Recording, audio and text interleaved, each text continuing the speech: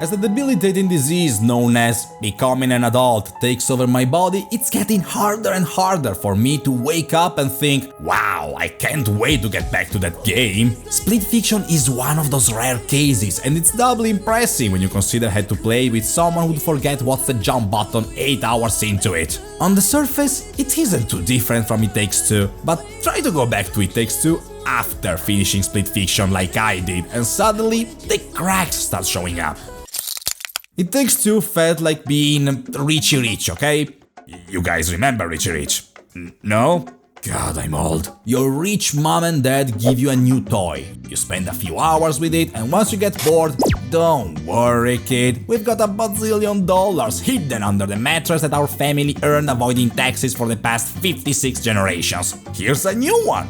Go crazy with it. Split Fiction is more grounded in reality. You can't have all the toys you want, so whenever you get a new one, you really have to be creative and make it last until next Christmas, okay? Levels therefore are much longer, but the special powers you get in each of them are used with a creativity that It Takes Two couldn't even dream of. In the Balls 3D level, you play as a ball with superpowers for over an hour. And it's all fun and games, specifically pinball. But when you think it's over, Split Fiction says, nah, we spent 6 months to make the Balls powers, okay? We can't waste it like that and give you a new one already. Think of the poor kids starving in the Ubisoft offices for a chance to make any gameplay mechanic that isn't in service to some microtransaction bullshit. Be a good boy and use the ball powers from a different perspective.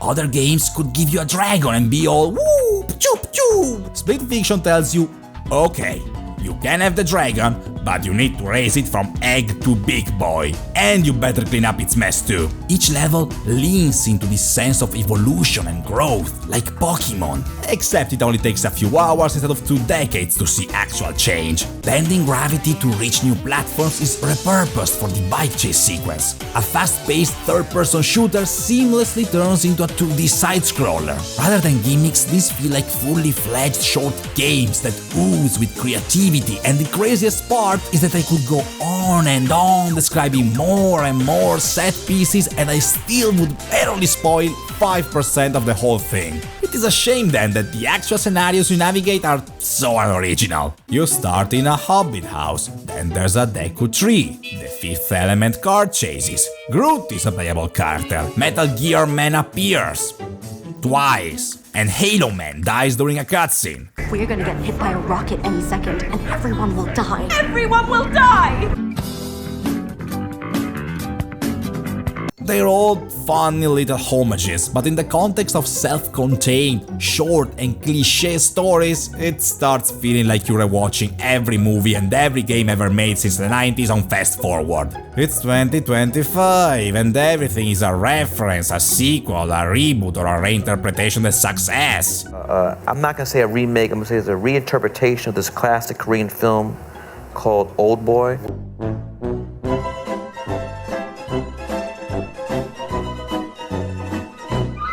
So of course, Hollywood is already trying to get their sticky hands on it. Ironically, it's in the side stories that the really weirdo shit happens. The best dentist level since Psychonauts, sci-fi skateboard races, and the duck boss fight, which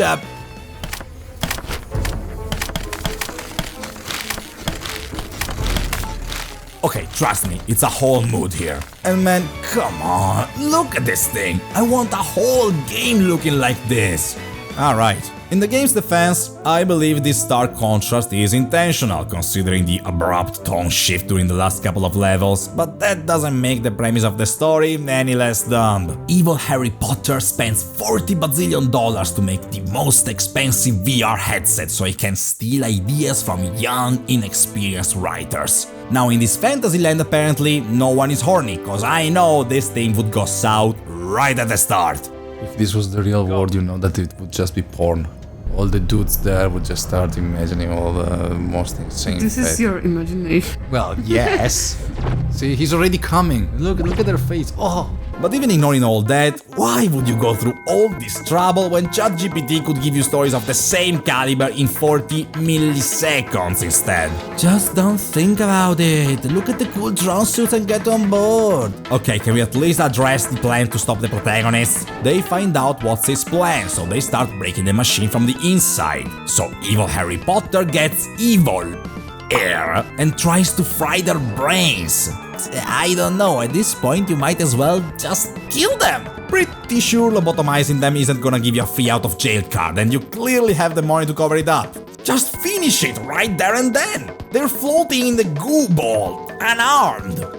You are not destroying my machine. Why doesn't he shoot them? Is he Canadian? Speaking of the protagonists, their relationship is the actual focus of the story, but it's also the part I'm the most, split on. Zoe and Mio are two failed writers, and they couldn't be more different. Zoe is bright and cheerful. Mio is sad and depressed. Zoe likes classical music. And right. Mio is all about techno. Zoe writes cozy stories set in cute little faraway lands where orcs get their arms chopped off. Mio is all cyber funky with her sci-fi skyscrapers and it looks cool. But Zoe is just, well, but think about the light pollution. That's a real quote.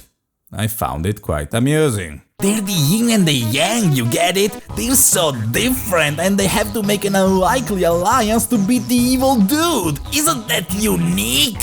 I'm not against the idea. It's a common and perfectly suitable trope, but it's pushed to a level where it borders on parody. I really love spending the holidays at the beach.